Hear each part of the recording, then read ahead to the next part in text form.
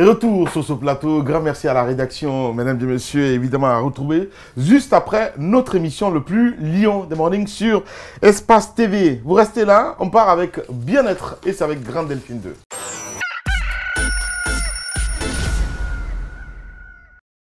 Alors aujourd'hui la famille, je vais vous intéresser à un nouveau phénomène qui est en train de faire des émules. Lamine, est-ce que tu sais ce qu'est la sylvothérapie?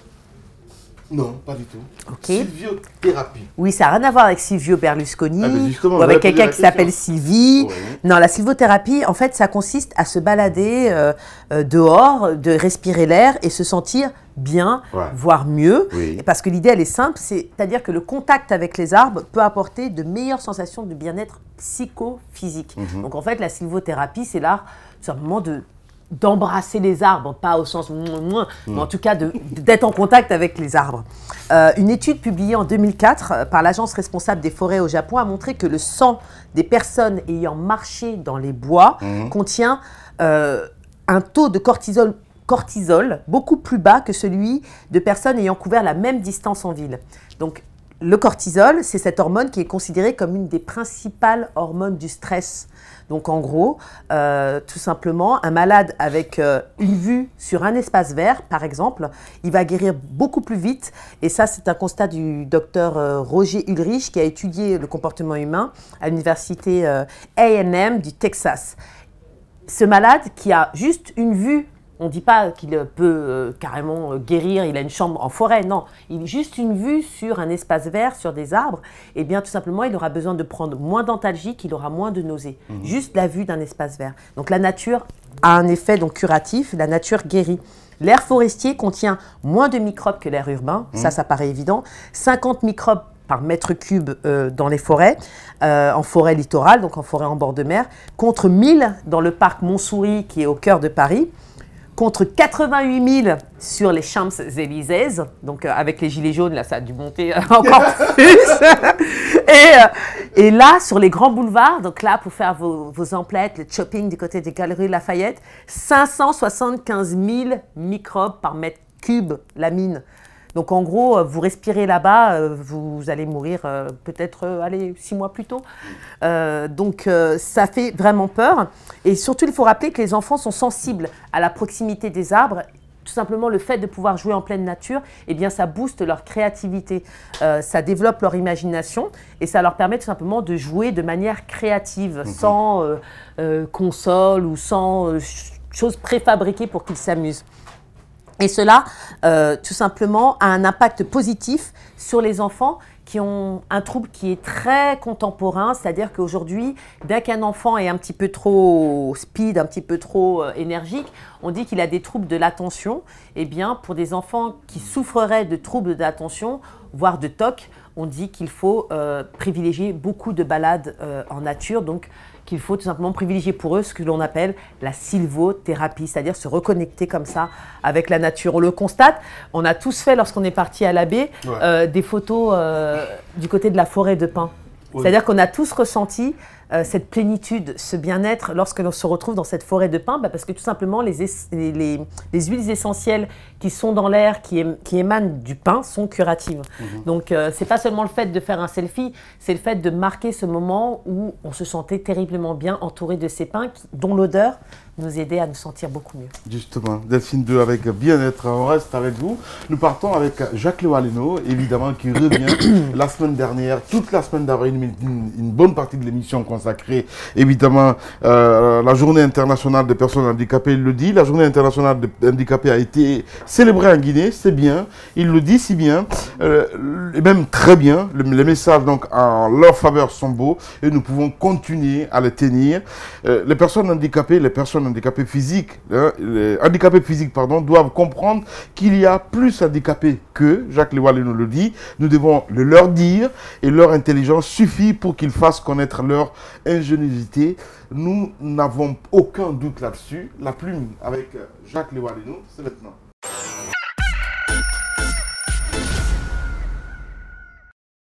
Vous n'avez peut-être pas de jambes, donc vous ne faites pas de courses. C'est pourquoi vous ne jouez pas pour le Syrie national. Vous aviez envie de jouer dans les équipes de basket, de volley et de handball, mais vous manquez de mains. au marathon qui a été organisé la saison dernière à Conakry. Vous n'y étiez pas. Vous voulez écouter les informations pour comprendre l'évolution de votre société. Vous pouvez même vous procurer un poste récepteur. Mais vous n'entendez que dalle. Votre rêve d'enfance était de faire la peinture, faire des jolis tableaux que le monde allait contempler à merveille. Picasso, vous l'avez vu dans ce rêve du tout petit. Mais vous ne pouvez distinguer les couleurs. C'est aussi la raison pour laquelle vous ne fréquentez pas les ateliers d'art plastique. Les boîtes de communication et de marketing ne peuvent vous demander des services. Pourtant, vous avez des services à offrir. Nous en connaissons. C'est vous qui réfléchissez mieux. Et nous ne nous trompons pas, vous avez un talent. Quelqu'un le réveille et le réveillera. Vous êtes cet artisan doué qui donne du sourire aux lèvres. Votre travail est apprécié par tout le monde parce que vous n'êtes pas cet affamé qui se lance à la course de l'argent. Vous travaillez avec plaisir pour susciter une folle envie chez le demandeur tout comme chez un client en attente. Vous n'avez pas à avoir honte. La nation vient de vous gratifier d'un prix de bravoure et d'ingéniosité. Au terme du brevet d'études du premier cycle, le ministère de l'Éducation nationale vous a déclaré admis. Le service examen ne nous a jamais pourtant vus. Vous n'avez pas le temps pour vous laisser entraîner à la fainéantise. Quand les valides ne souhaitent pas faire carrière dans l'électronique, vous êtes là, toujours fiers, pour apporter aide et consolation aux propriétaires d'outils divers. C'est vous que nous rencontrons souvent au coin de la rue. Vous avez décidé de ne plus tendre la main. Récemment, heureusement, vous vous êtes rendu compte que vos compatriotes qui ont tous les membres au complet étaient avec vous en train, eux aussi, de quemander. Vous avez dit, à bas la rue, à bas la mendicité. Le même jour, vous êtes allé vous inscrire dans un centre de formation pour apprendre à tisser. Vos muscles peuvent faire tourner le matériel. Vos produits sont bons. Nous les aimons bien. Le peu de moyens obtenus vous permet enfin de monter un projet intéressant. C'est votre atelier de couture qui est juste au cœur du marché. Toutes les femmes viennent se faire coudre de jolies robes là. Vous êtes designer, donc vous ne manquez pas de propositions. Au même moment, votre épouse qui a décidé de faire la coiffure a ouvert son centre de beauté. Elle traite les cheveux et offre des meilleurs soins aux personnes handicapées mentales. Celles qui ne veulent pas être valides et font le choix de se dépigmenter. Elles sont des véritables handicapés qui ont besoin de votre assistance. Vous n'êtes pas seul handicapé, il y a plus handicapés que vous.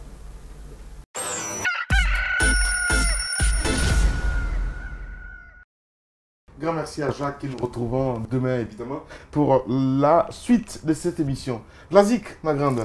Oui, et de la musique, on va vous enjailler avec Gianni Alpha. Oui. Gianni Alpha qui a rempli l'escalade du Palais du Peuple, musique urbaine au top en dîner. Et le titre, c'est Belle de toi. Cathédrale Gang, Staff Parak, Gianni A. De folie, je suis à terre, mais je vais pas guérir, oh maman. Tu m'as rendu, mais je vais pas guérir, oh maman. De folie, je suis à terre, mais je vais pas guérir, non, maman.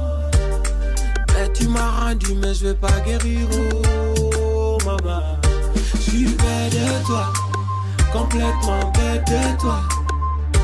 Je suis bête de toi, formellement bête de toi, maman.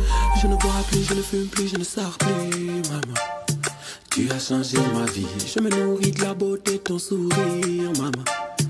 T'es la femme de ma vie, c'est tellement repoussant de te voir dormir, nourrissant de te voir sourire, c'est appétissant de te voir marcher, c'est délicieux de t'embrasser. Malade, je suis malade, malade, mais je ne vais pas guérir, oh non, non, non. De folie, je suis à terre, mais je vais pas guérir, oh maman. Mais tu m'as rendu, mais je vais pas guérir, oh maman. De folie, je suis à terre, mais je vais pas guérir, non, maman. Mais tu m'as rendu, mais je vais pas guérir, oh maman. Je suis bête de toi, complètement bête de toi. Je suis bête de toi, formellement bête de toi, maman. Bona jeje, wadanko falada, donya maule, na banka falada. Apprivoise-moi, fais-le-moi dans la haine conjugale, bogongol kadane, wadamoma. J'ai dépassé le love, je suis bête de toi. As-tu mis maman? De folie, je suis à t'aimer, je vais pas guérir, oh maman. Bête, tu m'as rendu, mais je vais pas guérir, oh maman. De folie, je suis à t'aimer, je vais pas guérir, non maman. Bête, tu m'as rendu, mais je vais pas guérir, oh maman. Je suis bête de toi, complètement bête de toi. Je suis bête de toi, formellement bête de toi, maman. Yo tami jomada, mi wadante, sapo fale mada, mi sodante, mi napa igoro mi yamama, mi soda chonchi mi holtina ma, nene baba na bembe maka, fitu no de wangalweli rama, malade, je suis malade. Mais je ne veux pas guérir, oh non, non, non. De folie, je suis à t'aimer, je veux pas guérir, oh maman. Bête, tu m'as rendu, mais je veux pas guérir, oh maman. De folie, je suis à t'aimer, je veux pas guérir, non, maman. Bête, tu m'as rendu, mais je veux pas guérir, oh maman. Je suis bête de toi, complètement bête de toi. Je suis bête de toi, formellement bête de toi, maman. Je suis bête de toi, bona jeje, complètement bête de toi. Wadanko falada, je suis bête de toi, donya maule, formellement bête de toi. Na banka falada, je suis bête de toi, complètement bête de toi. Je suis bête de toi, formellement bête de toi.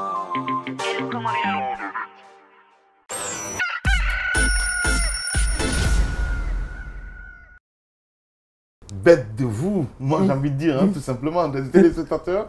Merci à vous tous à l'international. Continuez à réagir sur Facebook, sinon le numéro de téléphone qui s'affiche juste en bas de l'écran. Avec plaisir, vos messages vont continuer à défiler en bas avec Steve le Guinéen Camara, Noël Manomoud, l'équipe du jour. Merci à vous qui nous rejoignez. Nous restons avec vous, Delphine 2, avec ses trouvailles, c'est maintenant.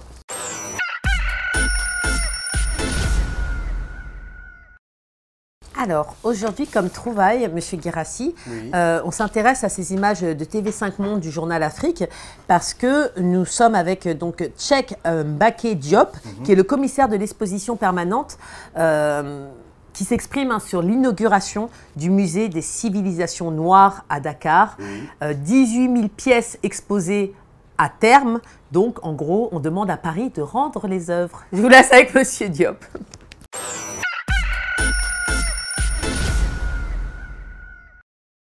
C'est une construction, comme vous le voyez derrière moi, assez monumentale. Son architecture, en forme de case ronde, rappelle l'habitat traditionnel de Casamance, dans le sud du pays. À l'intérieur sont exposés les vestiges des premiers hommes apparus il y a des millions d'années en Afrique, jusqu'aux créations artistiques actuelles. L'exposition inaugurale met en avant les découvertes techniques et scientifiques faites sur le continent pour mieux comprendre sa contribution au patrimoine de l'humanité. Cette technique surdérurgique qu'on appelle la technique d'obtention du fer direct a été mise au point par des Africains à des époques très anciennes et plus anciennes que sur d'autres continents. On peut montrer que l'Afrique, depuis les temps les plus anciens, a contribué au développement des techniques et des sciences. L'idée d'un musée des civilisations noires remonte au milieu des années 60. Elle avait été lancée par le président Léopold Sédar Senghor. Aujourd'hui, près d'un demi-siècle plus tard, le projet voit enfin le jour. Et pour le public, c'est une façon de se réapproprier son histoire. Avoir la mémoire chez nous, permettre à nos enfants demain de pouvoir visiter ce musée, se meubler le cerveau, savoir l'Ouest, comment est-ce qu'ils ont vécu, comment est-ce que ceux qui ont précédé leurs arrière-grands-parents ont vécu pour se projeter sur demain, c'est forcément intéressant. Ça leur permettra en fait de mieux appréhender les problèmes actuels. Le projet est inédit en Afrique de l'Ouest. Il répond à toutes les normes de musée international. Dans les salles, par exemple, on peut mesurer l'humidité, la température pour conserver les œuvres. À terme, près de 18 000 pièces pourraient être exposées.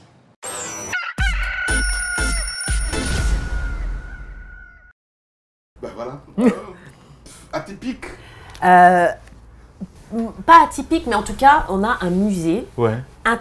qui répond aux normes internationales ici à Dakar, ici sur le continent. Enfin, oui, C'est-à-dire que j'ai là bien maintenant compris. ils peuvent C'est ça que plus je veux dire, dire atypique. ouais nécessaire. Nécessaire. Voilà. Parce qu'à un moment Voilà. donné, depuis que Nicolas Sarkozy a dit que l'Afrique n'était pas entrée dans l'histoire, clairement, on attendait un musée où tous les travaux de Cheikh Anta Diop sont répertoriés et tout l'apport de ce grand scientifique est répertorié, surtout le rôle, on va dire, de l'Afrique dans l'histoire de l'humanité. Ouais. Donc, on a ce musée-là à Dakar et on remercie beaucoup, tout simplement, c'est Abdoulaye Wade qui a été à l'origine et puis, bien sûr, son successeur qui a abouti le projet. Justement.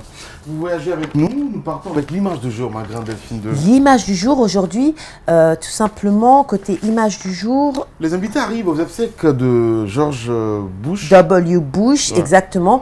Et ça se passe à la cathédrale nationale de Washington pour assister aux obsèques nationales du président George H. W. Bush. Le prince Charles, la chancelière allemande Angela Merkel, le roi de Jordanie Abdallah II, le président polonais Andrzej Duda, accompagné de Lech Walesa, ainsi que plusieurs autres dignitaires étrangers étaient attendus. Donc regardez, c'était les obsèques de George H. W. Bush.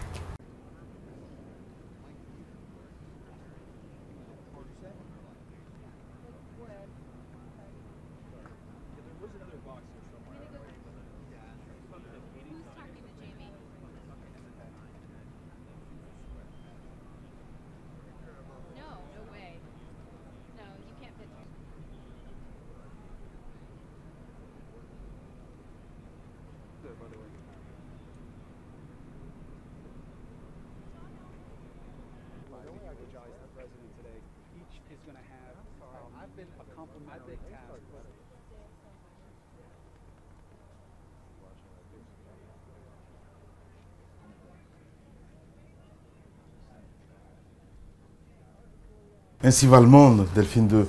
Et cette image qui a bouleversé, qui a ému le monde, c'est l'image de son chien, en bas.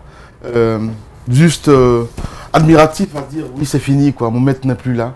C'est incroyable, Delphine. Mes amis qui ont des animaux, ils croient plus en la bonté animale qu'en la bonté humaine. C'est-à-dire que quand tu as eu un chien, c'est difficile pour toi après d'aimer un humain, quoi. Ouais, parce que eux, à partir du moment où tu leur donnes à manger, après, c'est une loyauté sans faille. Il n'y aura jamais de trahison. Ouais. Les chiens, c'est comme ça. C'est clair. Les chats, non. Ouais. Allez, vous restez là, nous partons avec qui exactement? Musique. Musique, on a Hiro et Hiro, il est en mode oh yes.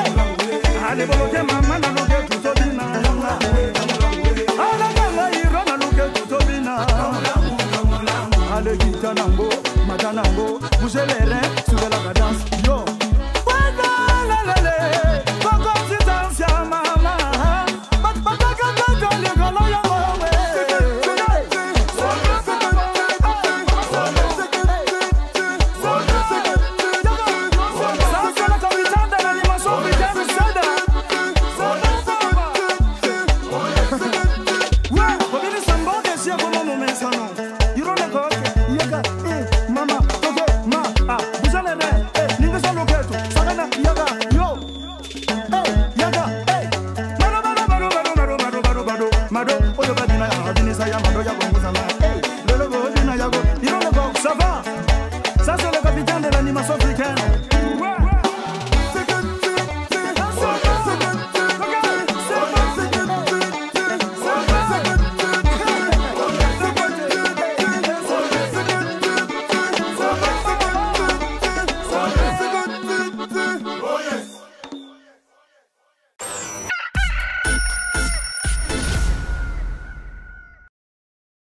Retour sur ce plateau, le plus lion des mornings sur Espace TV. La rédaction s'invite sur ce plateau, Espace Reportage, avec Mamadou Saliouba.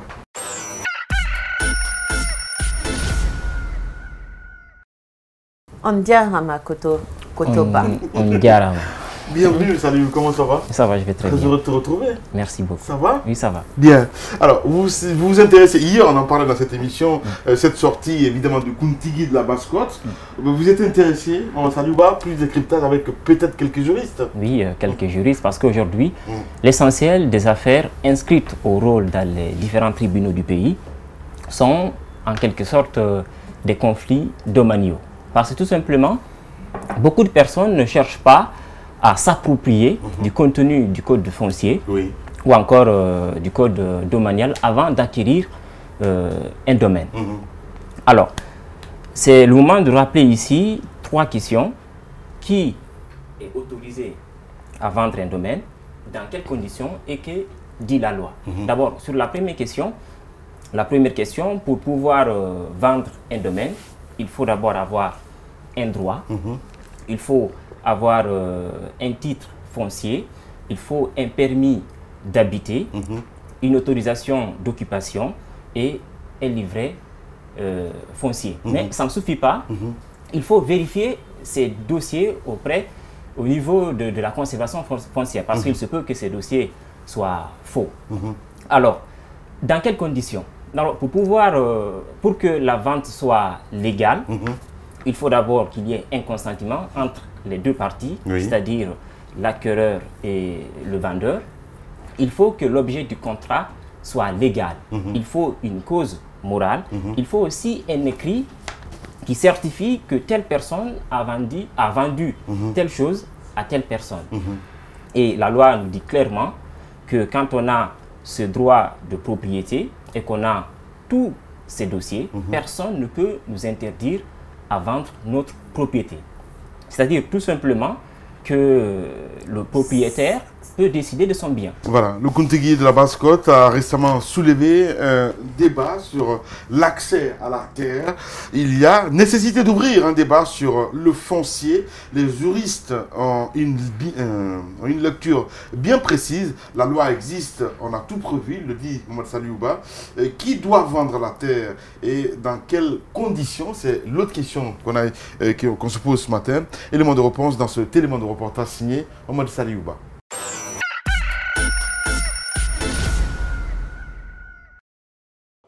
En demandant de ne plus vendre plus de 4 parcelles aux étrangers, le Kuntigi de la Basse-Côte a laissé entendre son cœur. Mais c'est tout, il n'a pas le pouvoir d'interdire à un propriétaire de vendre son bien. La loi est claire, même l'État n'a pas ce plein pouvoir. Ce que peut faire l'État, pour certaines raisons, c'est de demander ceux qui veulent revendre, de revendre à l'État lui-même. Mais aussi l'État peut exproprier. Parce que conformément à l'article 19 de la Constitution, qui garantit le droit de propriété, mais à condition que cela soit pour cause d'utilité publique et qu'il y ait une juste et préalable indemnité. Le propriétaire est donc une personne indépendante et libre de décider de son bien. Mais qui est habilité à vendre un domaine? Peut être propriétaire d'une parcelle ou d'un domaine au sens bien entendu de l'article 39 du Code foncier et domanial, les personnes disposant un titre foncier, les personnes disposant bien entendu un livret foncier, un permis d'habiter ou une autorisation d'occupation, ou les personnes physiques ou morales bien entendu justifiant une occupation paisible, personnelle, continue, de bonne foi. Si toutes ces conditions sont remplies, le propriétaire est libre de vendre à qui il veut sa terre. Mais attention, les acheteurs doivent faire preuve de vigilance. C'est de se rapprocher toujours des services fonciers. Il y a un service, la conservation foncière, de toujours se rapprocher de ce service-là avant d'acquérir un domaine. La République de Guinée est l'un des pays au monde qui possède les meilleurs textes de loi. Mais c'est aussi l'un des pays où ces mêmes textes sont négligés et violés.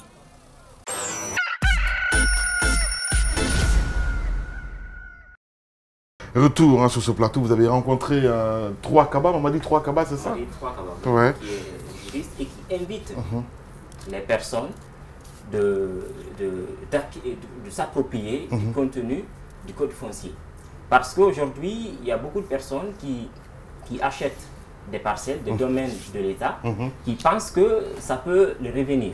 Alors, aussi longtemps qu'on reste sur une propriété d'État, non seulement tu ne peux pas la prêter, la vendre, mais tu ne vas jamais devenir propriétaire. Donc, il faut toujours se référer de la conservation foncière pour éviter ce genre de problème. Voilà, Mamadou Saliou Ba que vous retrouvez évidemment avec la rédaction. Nous sommes le 11 décembre 2018, vous faites bien de nous choisir Delphine, de la ZIC pour l'accompagner. Yeah, nous sommes avec Ariel Cheney et le titre c'est Ghetto. Cheney on the beat. Cheney Fireboard Rapide. Oui, moi je viens du ghetto. Granoussi à Dabobo. Demande à mon vieux Yves Zogbo. Avec Dieu y'a pas poteau. Nouvelle génération c'est moi le boss. Ils ont tout fait mais je les ai colonisés. En fait tout je n'ai pas volé. C'est Dieu qui a donné alors faut même pas jouer. C'est l'homme qui a peur sinon y'a rien. Quand il va complet c'est nous les dangereux. Y'aura gang on est fort on est dit bas. Ils vont parler mais sans nous ils peuvent pas danser. A tous les bramagas du ghetto, ghetto. A tous les bramagas du ghetto, ghetto. A tous les bramagas du ghetto, ghetto. A tous les bramagas du ghetto, ghetto. Autorité claver. Je rends grâce au Père pour le souffle de vie. Même si la chance m'a pas encore souri. Je vis au jour le jour, c'est vrai c'est difficile. Mais je ne peux pas reculer parce que je suis noussi. Doni, doni, doni, doni, bébé la faille. Petit chapalot s'est transformé en chaîné. Laisse-moi le beau danser, danser. Gadjibé, gadjibé, danser, danser. Danser, danser. La mofa y'a pas l'homme. Avec ça on dit que je chante pas. Pourtant quand je frappe là je rate pas. Je fais danser les mamans et les papas. Même mes ennemis ne s'assoient pas. A tous les bramagas du ghetto. A tous les bramagas du ghetto. A tous les bramagas du ghetto. A tous les bramagas du ghetto. Ariel Cheney,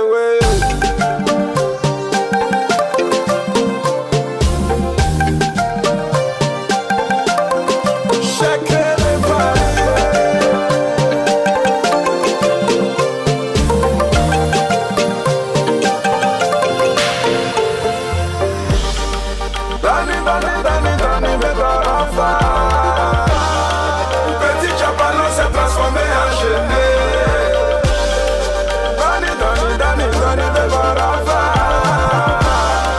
Petit chapalot s'est transformé en chaîné. A tous les bramagas du ghetto. A tous les bramagas du ghetto. A tous les bramagas du ghetto. A tous les bramagas du ghetto. Pour la maman, tous les bramagas du ghetto.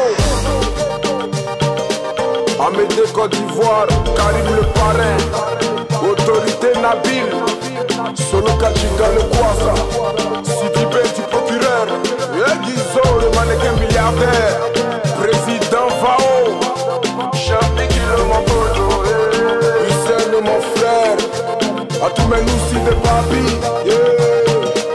Akma pas croire qu'on dit, on fait jamais les bras, non.